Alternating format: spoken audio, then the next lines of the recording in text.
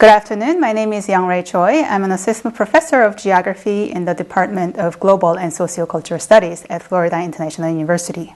Here at RCC, I'm finalizing my book project on the modern history of Getbol, and this topic is what I'm going to talk about today. I thank the RCC for giving this opportunity to introduce to all of you this dynamic and vibrant nature. First, I want to take you to a cloudy morning in July 2008 when I had an intense moment of emotional and affective encounter, which in Jamie Lorimer's term is epiphany with Getbol. Back then, I was Korean National Coordinator of an international Yellow Sea Conservation Program, and I was traveling with my colleague from WWF along the southwest coast of South Korea to assess potential conservation project sites. That morning, we visited Jeongdo, a tiny island in Sinan County, and this is what we saw: an endless, vast wetland full of little creatures. This is Getbol. We sat by a road and watched the Getbol for quite a long time. Seen from the binoculars, the shells and skins of mudskippers, crabs, and even worms were so colorful and shined metallically. And as we waited, more came out of their burrows.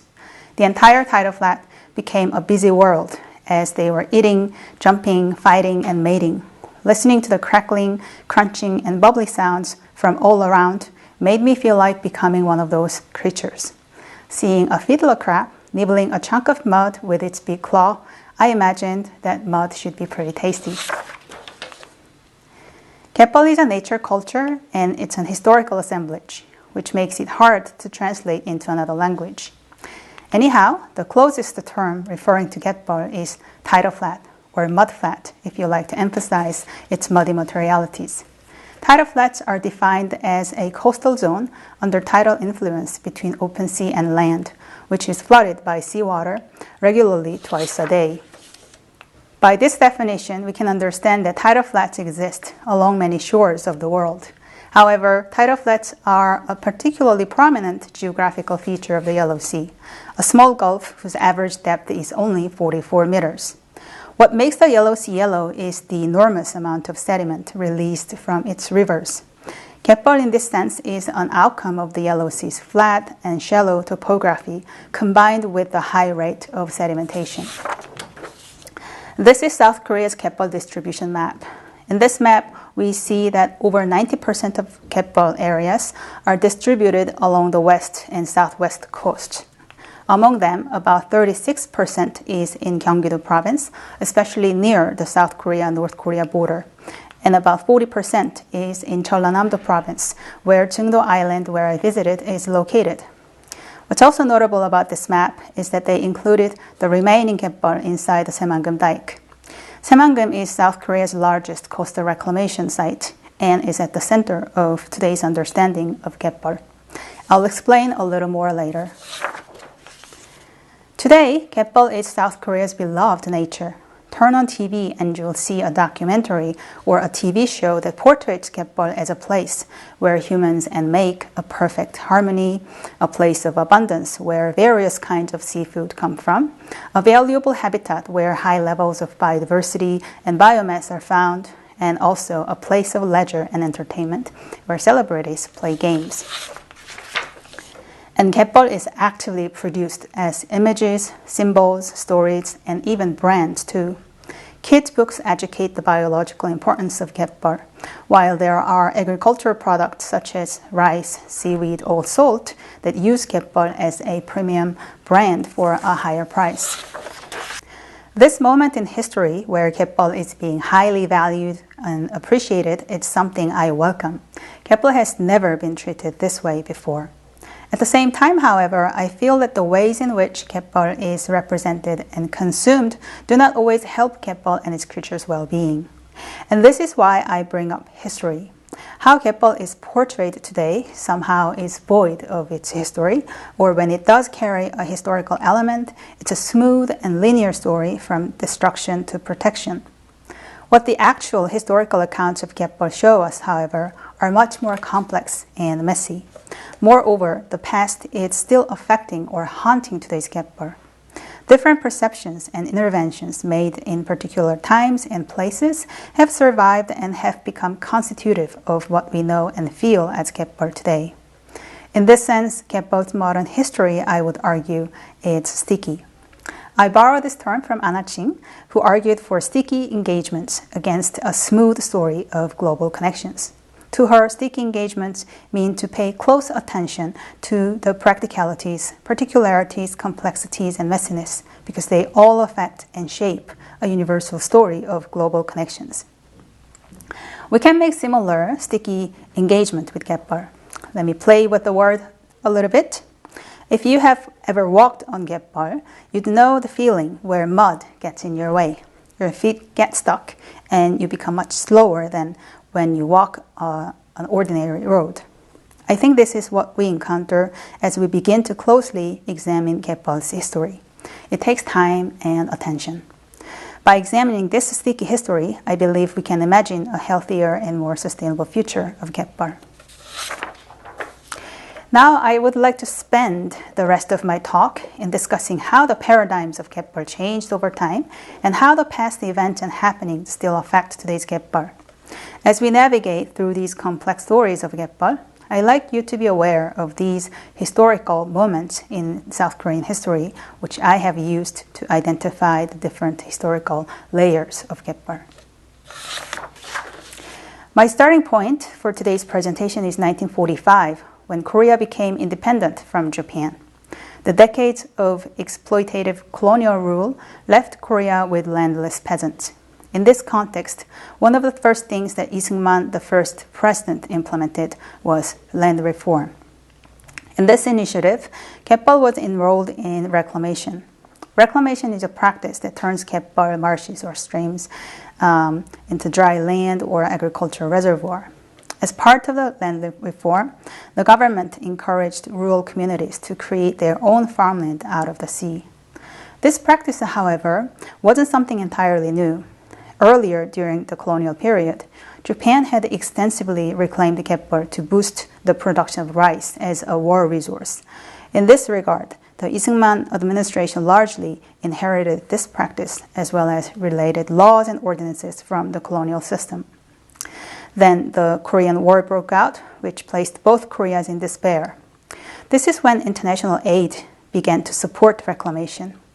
The United Nations Korean Reconstruction Agency, the Food and Agriculture Organization, and the United States International Cooperation Administration provided financial and technical support for reclamation and irrigation projects as a way to combat poverty. The FAO in particular was crucial in later introducing Dutch engineers who transferred reclamation technologies to South Korea. What is also notable during this period was that the term Getbol was hardly used in official documents. The coastal space subject to reclamation was sometimes called gansokji, a technical term introduced from Japan that is literally translated as intertidal land. But for the most part, it was no-name land attached to the sea, or it was just part of the sea. In post-war Korea, reclamation of Getbol was mostly done by coastal communities, not by the state. Numerous little dikes were built during this period. Without sufficient modern technologies, however, they required intense labor and time. One example is Usando Island in Changheung County. According to the record, the whole community, from little children to the elderly, spent day and night to build just a 1 kilometer long dike, which took them more than 2 years. So we can imagine the hard work that had to be put into building these kinds of dikes. And it is upon this layer of reclamation history that so-called reverse reclamation has emerged in recent years. Changjedo Island, also in Changheung County, built a similar dike around the same time when the dike in Usando was being constructed. In 2006, the dike was torn down, as you see in this image, and was replaced by a bridge. This project is considered as a successful case of Getbol restoration. Getbol, which hadn't received much attention from the state in the 1950s, turned into a valuable resource during the Park Chung-hee regime. Park Chung-hee, a major general, took power of the country with the May 16th military coup in 1961. Around this time, the post-war aspirations for affluence were intensely growing, but the reform under the Isungman regime was slow and piecemeal. In this context, the Supreme Council for National Reconstruction, led by Park Chung-hee, announced reform and development of all systems, which included government restructuring, currency reform, planned economy, and nationwide infrastructure programs. Han Seok-jung, a sociologist, calls this particular period a bulldozer regime, given the construction craze driven by the state. Under this infrastructure initiative, Getbol was soon identified as a concern for the government. Unlike the 1950s, the newspapers in the early 1960s carry several stories of Getbol, where it is consistently depicted as a hopeless place, where coastal people pour in all their time and labor and still cannot escape from poverty. This way, the military regime created a new perception of Getbol and used it to justify reclamation. In contrast to Getbol, reclamation was considered as a practice that turns useless, muddy peat into useful land and brings wealth and modernization to coastal communities. Park Chung-hee mobilized Getbol to solve other problems too. Soon after the coup, he brought in street gangs, war orphans, and sex workers from major cities in the name of eliminating social evil, then placed them in numerous agricultural reclamation sites launched by the government. The stories of hopeless people and hopeless land, completely reformed through hard labor, were widely advertised as a symbol of modernization and an achievement of the new regime. Yet the past is also hunting the present. The people who were forcefully enrolled in this reclamation army have filed a series of lawsuits against the government, juxtaposing their ongoing struggles with those Getbol-branded premium rice produced from the land they created underlines that Getbol was not a peaceful nature. Lastly, this period was when the entire Getbol of South Korea became newly perceived as a reclamation resource. This map is titled Reclamation Resource Map, and you might notice that these locations more or less match with the Getbol distribution map that I showed you earlier. This map became a basis to plan numerous large-scale reclamation projects throughout the 1960s. If the 1960s were more like a planning stage for large-scale reclamation, many of those projects began construction during the 1970s and the 1980s.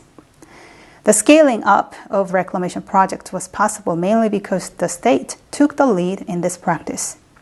In 1972, Park Chung-hee declared Yushin, a revised constitution granting dictatorial power to himself, so he can rule the country without a limit in terms. By this time, however, popular support was pretty weak. To control political opposition and to legitimize his authority, Park Chung-hee became obsessive in demonstrating the power of the state. And it was in this context that Getbol was mobilized again. He canceled the sluggish, small-scale reclamation projects carried out by non-state actors and stopped approving private reclamation at all by 1973. This was when reclamation became an exclusive state business. During this period, the purpose of reclamation became diversified. On one hand, the regime advertised the reclamation as the only way to expand national territory without waging a war. Reclamation became an even more ambitious state-building agenda where Getbol played a role as a national enemy. On the other hand, Park Chung-hee used Getbol to satisfy rural populations who were not happy with the growing urban-rural economic gap. Large-scale reclamation projects were therefore mostly agricultural. They were considered as a gift from the government to underdeveloped regions. Scaling up also created state-owned corporations fully in charge of reclamation, most notably the Agricultural Development Corporation. Currently named as the Korea Rural Corporation, this institution, along with a few others, are key actors in Saemangeum and other ongoing reclamation projects today.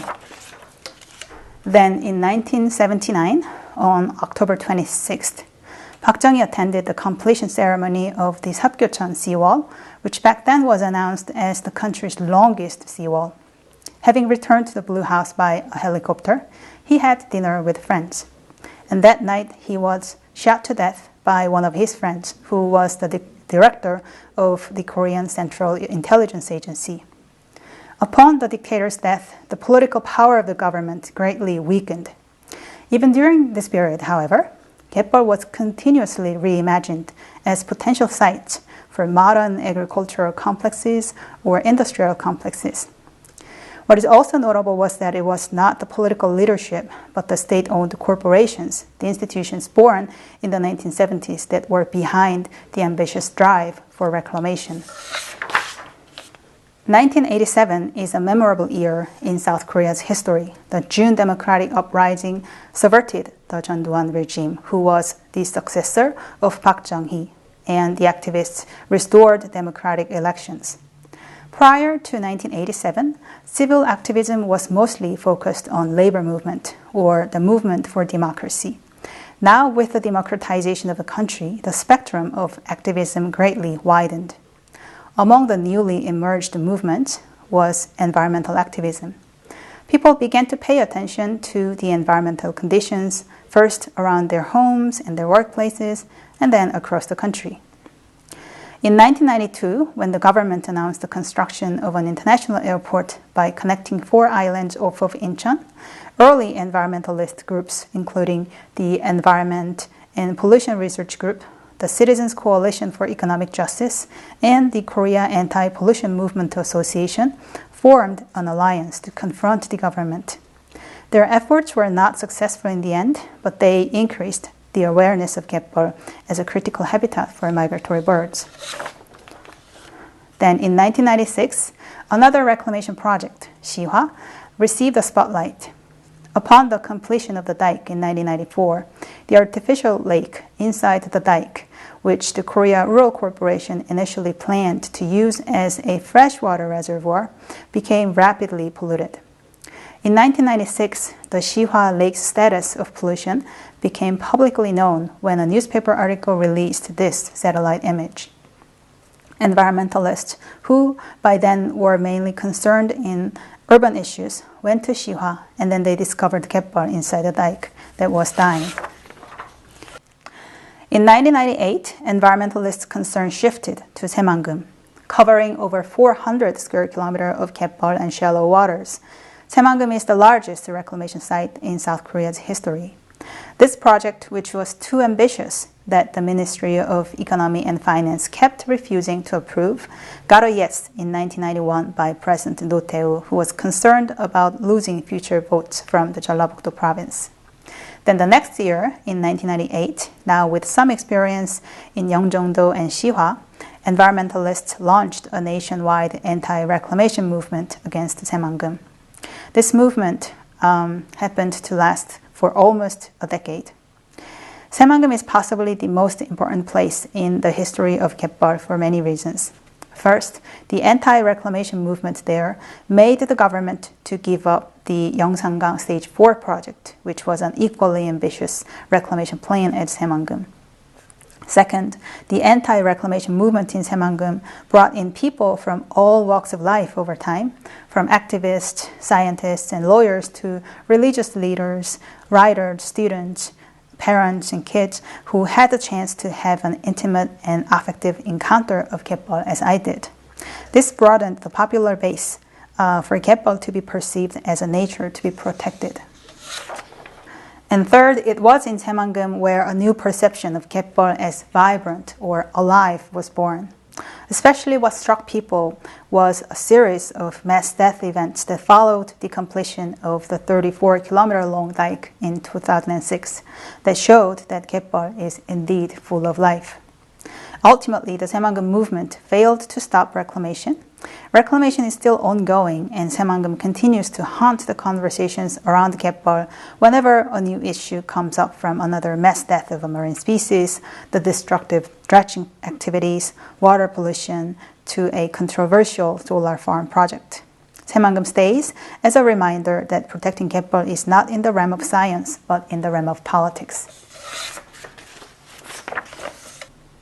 Finally, I like to note that much of the knowledge and discourse that circulate today in the conversations around the Getbol are not that old but have been produced over the recent years.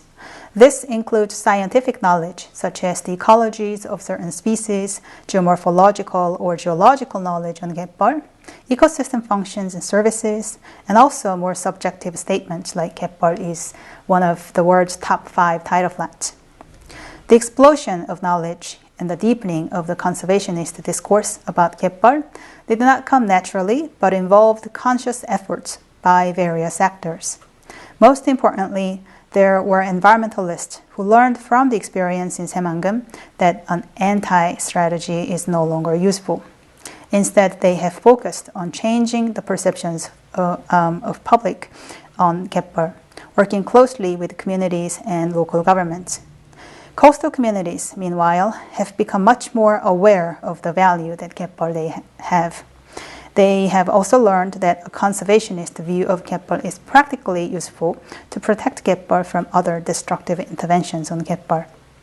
This doesn't mean, though, that this change has been a smooth road. Every Getbol that is now under some levels of protection has a long story behind where different interests, perceptions, and practices on Getbol have conflicted and been negotiated. While these stories are not really read or heard in official documents or the media, they again underline the fact that Getbol is a complex, messy nature. So far, I have tried to unfold the modern history of Getbol, and I hope you are able to see the multiple layers that constitute Getbol, the layers which have been disturbed and mixed one another time to time. They let us hesitate to tell a neat and clean story of Getbol. I think there are several implications that this sticky history tells us. First, the history reminds us that how we see, know, and experience Getbol today is not a coherent whole, but a messy assemblage of the products of the different times and places in the past. Second, despite the contradictory parts, the ways in which we appreciate and enjoy Getbol largely reflect the relatively new perspectives that were produced during the anti-reclamation period and afterwards. This history resists a smooth, depoliticized view of Getbol as an unchanging and traditional nature that has always deserved appreciation.